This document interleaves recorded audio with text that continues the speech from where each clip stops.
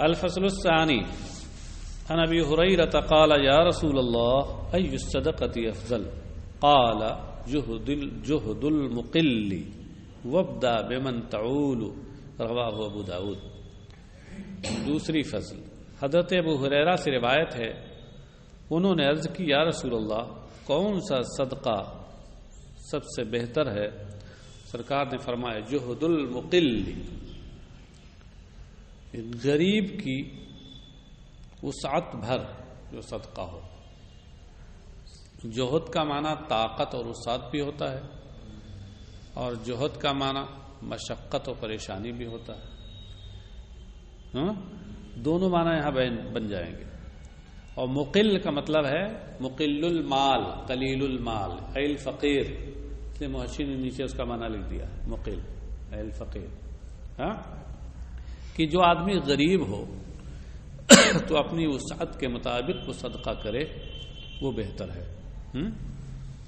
مگر غریب کا کہ صدقے کا یہ مطلب نہیں ہے کہ ایک تو اس کے پاس مال کم ہو اور دوسرے اٹھا کر کے وہ صدقہ دوسروں کو دے دے اور اپنے اہل و عیال کو بھوکا چلا دے. یہ نہیں ہے، بلکہ یہاں بات صدقہ نافلہ کی چل رہی ہے. ظاہر سی بات ہے غریب ہے تو اس مالک نصاب ہے ہی نہیں کہ اس پہ صدقہ واجبہ ہو، صدقہ نافلہ ہی کی بات ہے. تو اسے یہ چاہیے کہ جو اہل و عیال اس کی کفالت میں ہیں اور جن کی کفالت اس پر لازم ہے ان سے آغاز کرے. اس لیے فرمایا وابدا بمن تعول، اور ان لوگوں سے صدقہ دینے کا آغاز کرو، ان لوگوں کو صدقہ دینا شروع کرو. بمن تعول، کہ جن کے تم کفیل ہو، جن کی تم کفالت کرتے ہو. یعنی بالذی فی عیالک، نیچے معنی لکھا نا کہ جو تمہارے عیال میں ہے، تمہاری کفالت میں ہے. اچھا، رواہ ابو داود، سے ابو داود نے روایت کیا. وعن سلیمان ابن عامر قال قال رسول اللہ صلی اللہ علیہ وسلم الصدقۃ علی المسکین صدقۃ وعلی ذی الرحم سنتان صدقۃ وصلۃ. رواہ احمد والترمذی والنسائی وابن ماجہ والدارمی. حضرت سلیمان ابن عامر سے روایت ہے، انہوں نے کہا کہ رسول اللہ صلی اللہ علیہ وسلم نے ارشاد فرمایا کہ مسکین کو صدقہ دینا صدقہ ہے، صرف ایک صدقہ ہے، اور رشتہ دار کو صدقہ دینا، یہ دو چیزیں ہیں، ایک تو صدقہ اور دوسرے صلہ رحمی ہے. ڈبل ثواب ہے اس پر. امام احمد و ترمذی و نسائی ابن ماجہ اور دارمی نے اسے روایت کیا. اس مضمون کے بہت سی حدیثیں گزر چکی ہیں، یہاں اس میں صراحت بالکل آ گئی. عن ابی ہریرہ قال جاء رجل الى النبي صلی اللہ علیہ وسلم فقال عندي دینار قال انفقه على نفسك قال عندي آخر قال انفقه على ولدك قال عندي آخر قال انفقه على أهلك قال عندي آخر قال انفقه على خادمك قال عندي آخر قال انت عالم. رواہ ابو داود والنسائی.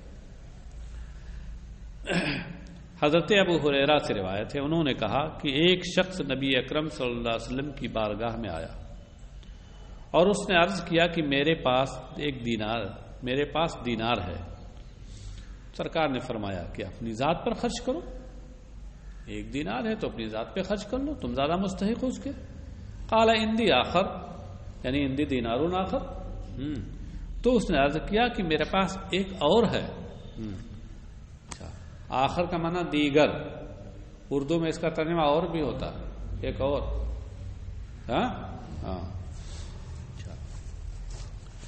قال انفقه على ولدك، سرکار نے فرمایا کہ اپنی اولاد پہ خرچ کرو. قال عندي آخر، کہا سرکار اس کے علاوہ ایک اور ہے. قال انفقه على اهلك، تو کہا کہ اپنی بیوی پہ خرچ کرو. یہاں آل سے مراد بیوی ہے، ہاں، کیونکہ ولد کا ذکر تو آ چکا ہے ادھر. ہاں. قال عندي آخر، تو کہا میرے پاس ایک اور ہے.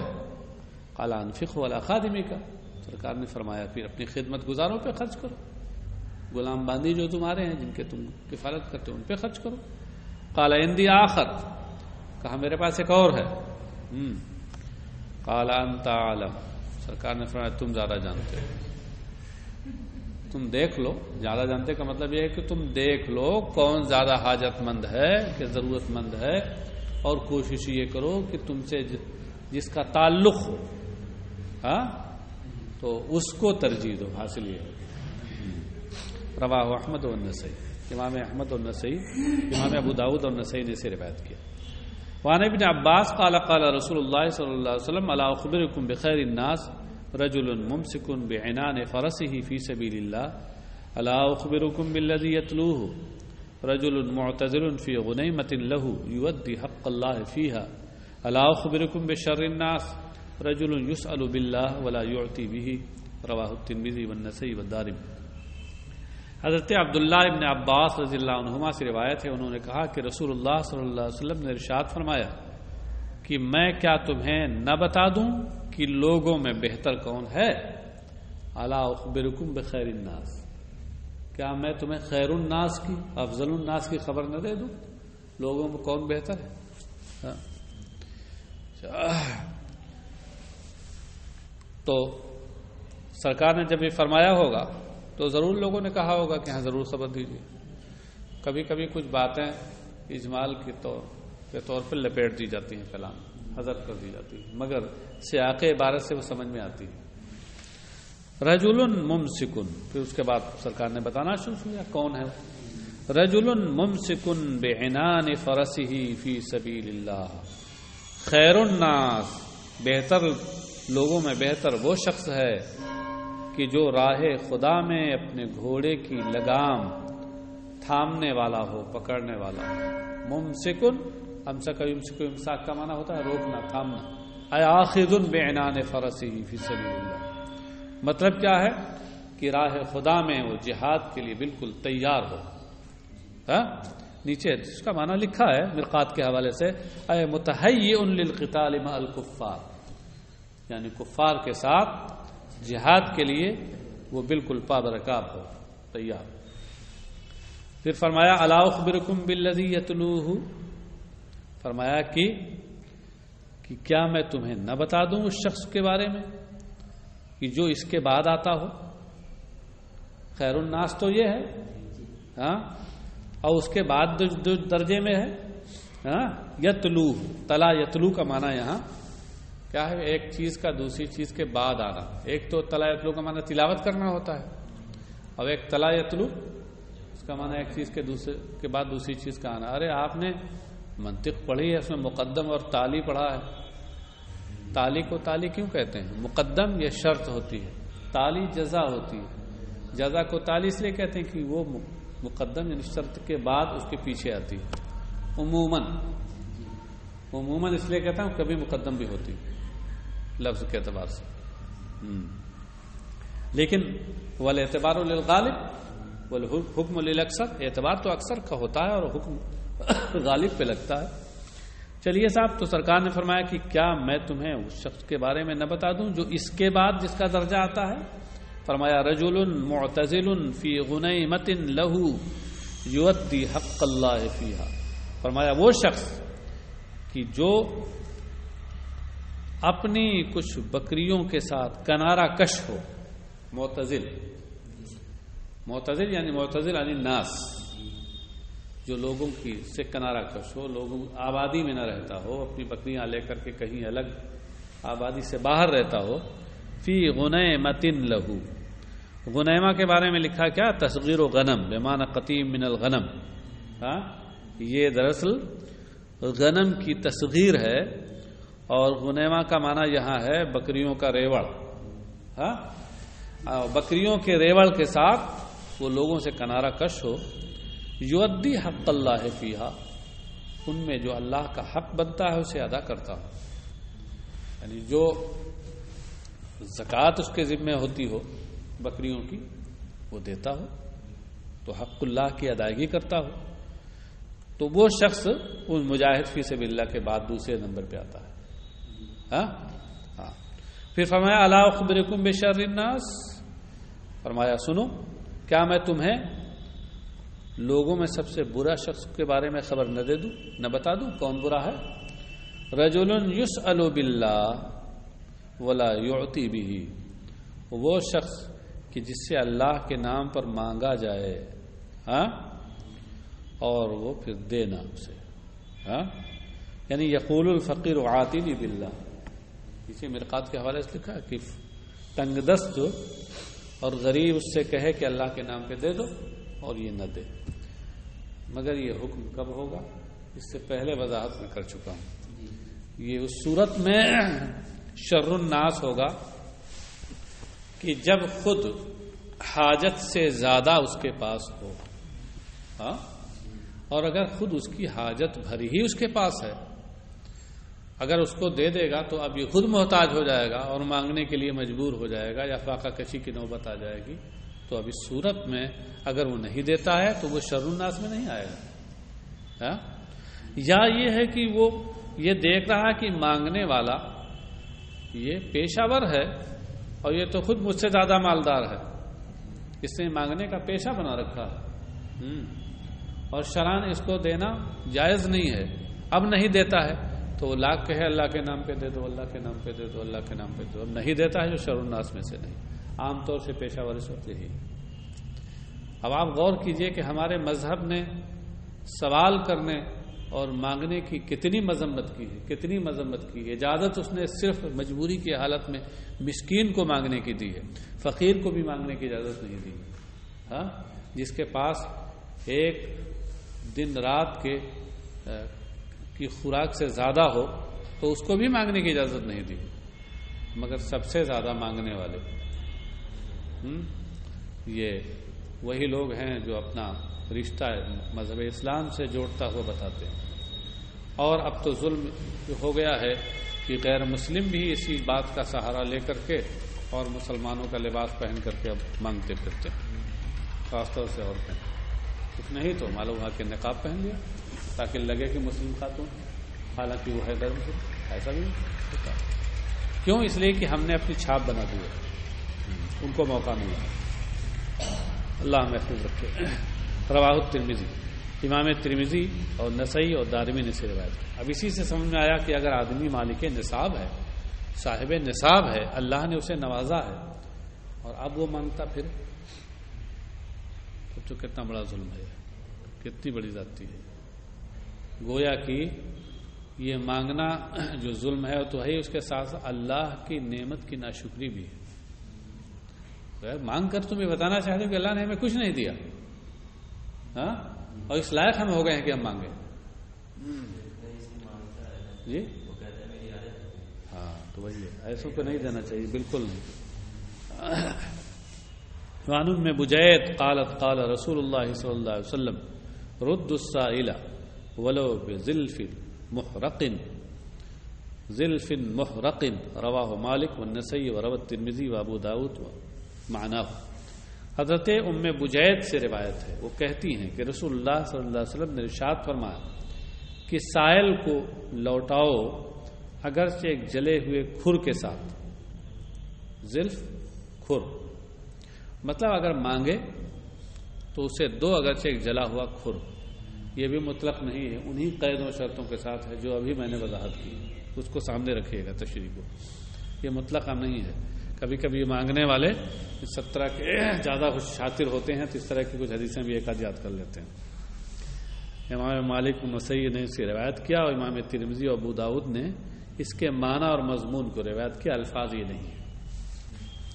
وعن ابن عمر قال قال رسول اللہ صلی اللہ علیہ وسلم من استعاذ منکم باللہ فاعیذوہ ومن سأل باللہ فاعطوہ ومن دعاکم فاجیبوہ ومن صنع الیکم معروفا فکافئوہ فإن لم تجدوا ما تکافئوہ فادعوا له حتی تروا ان قد کافأتموہ، رواہ احمد و ابو داؤد والنسائی۔ حضرت عبداللہ ابن عمر رضی اللہ عنہما سے روایت ہے، انہوں نے کہا کہ رسول اللہ صلی اللہ علیہ وسلم نے ارشاد فرمایا کہ تم میں سے جو شخص تم سے اللہ کے نام پہ پناہ مانگے، پناہ چاہے، پناہ طلب کرے، یہ طلب کرے ترجمہ کرو، تو پناہ مانگے کا دوسرا معنی بھی ہو سکتا ہے، تم سے پناہ مانگے دوسرا معنی ہو جائے۔ ہاں، جو شخص تم سے اللہ کے واسطے سے پناہ طلب کرے، اللہ کے نام پر پناہ طلب کرے، کہے کہ اللہ کے واسطے مجھے پناہ دے دو، میں پریشان ہوں، ہاں، فاعیذوہ، تو اسے پناہ دے دو، اعاذ یعید اعاذتا باب افعال سے، فعل امر جمع مذکر حاضر کا صیغہ، عاد یعود پناہ مانگنا، ہاں، اور اعاذ یعید پناہ دینا۔ استعاذ استعاذ کا مطلب بھی وہی ہوتا ہے، پناہ طلب کرنا۔ ومن سأل باللہ فاعطوہ، اور جو اللہ کے نام پر مانگے اسے دے دو، یہ اسی تشریح کے مطابق جو گزرا بھی۔ ومن دعاکم فاجیبوا، اور جو تمہیں دعوت دے، ہاں، تو تم اس کی دعوت قبول کرو۔ مطلب یہ ہے کہ بشرطے کہ کوئی وہاں شرعی مانع اور رکاوٹ نہ ہو۔ مرقات کے حوالے سے لکھا نا وَإِن لَمْ يَكُنْ مَانِعٌ شَرْعِيٌّ، ہاں۔ وَمَنْ صَنَعَ إِلَيْكُمْ مَعْرُوفًا، اور جو تمہارے ساتھ نیکی اور بھلائی کا کام کرے، معروف نیکی اور بھلائی، فَكَافِئُوهُ، تو تم اس کا بدلہ اسے دے دو۔ کافی، کافا یکافی و مکافات مانے بدلہ دینا، باب مفعول سے، اسی سے فعل امر جمع مذکر حاضر کا صیغہ کافئو، تو اسے تم بدلہ دے دو۔ ہاں، فَإِن لَّمْ تَجِدُوا مَا تُكَافِئُوهُ، تو اگر تم ایسی چیز نہ پاؤ جو اس کو بدلے میں دو، فَادْعُوا لَهُ، تو کم سے کم اس کے لیے دعائے خیر ہی کر دو کہ اللہ تمہیں سلامت رکھے، اللہ تمہیں خوب دے، دعائے خیر ہی کر دو۔ اگر نہیں تمہارے پاس کوئی ایسی چیز ہے جو تم دے سکتے ہو تو دعائے خیر کر دو۔ یہاں ما تکافئوہ ہے آیا، حرف میں تکافئونا تھا، تکافئونہ، کافا یکافئو سے فعل مضارع جمع مذکر حاضر کا صیغہ تکافئونا، نون اعرابی اس میں ہونا چاہیے تھا لیکن تخفیفاً یہاں نون اعرابی کو حذف کر دیا گیا، تکافئوہ ہو گیا۔ حتی ترو، یہاں حتی ترو یعنی حتی تظنو ان قد کافر، تو اس کے لیے دعائے خیر کر دو تاکہ تمہارے بارے میں گمان کیا جائے، خیال کیا جائے کہ تم نے اس کو بدلہ دے دیا، کم سے کم اتنا ہی کر دو۔ ترو ہے، اس کو ترو بھی پڑھا گیا ہے لیکن زیادہ لوگوں نے ترو پڑھا ہے، اور یہ جب صیغہ مجہول کے ساتھ ہو رویت تو ظن کے معنی میں ہوتا ہے، اور جب معروف کے ساتھ ہو تو یقین کے معنی میں ہوتا ہے۔ اس سے پہلے اس کی صراحت ہو چکی ہے، تشریح ہو چکی ہے۔ رواہ احمد، امام احمد نے اسے روایت کیا، ابو داؤد اور نسائی نے روایت کیا۔ وعن جابر قال قال رسول اللہ صلی اللہ علیہ وسلم لا يسأل بوجہ اللہ الا الجنہ، رواہ ابو داؤد۔